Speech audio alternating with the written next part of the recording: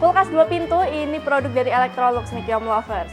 Nah ini untuk kapasitasnya ini 225 liter dengan wattnya ini 125 watt ya Kiom Lovers. Untuk harganya ini cuma 5 jutaan, kalian udah bisa bawa pulang kulkas Electrolux 2 pintu. Nah sekarang kita coba buka ya Kiom Lovers.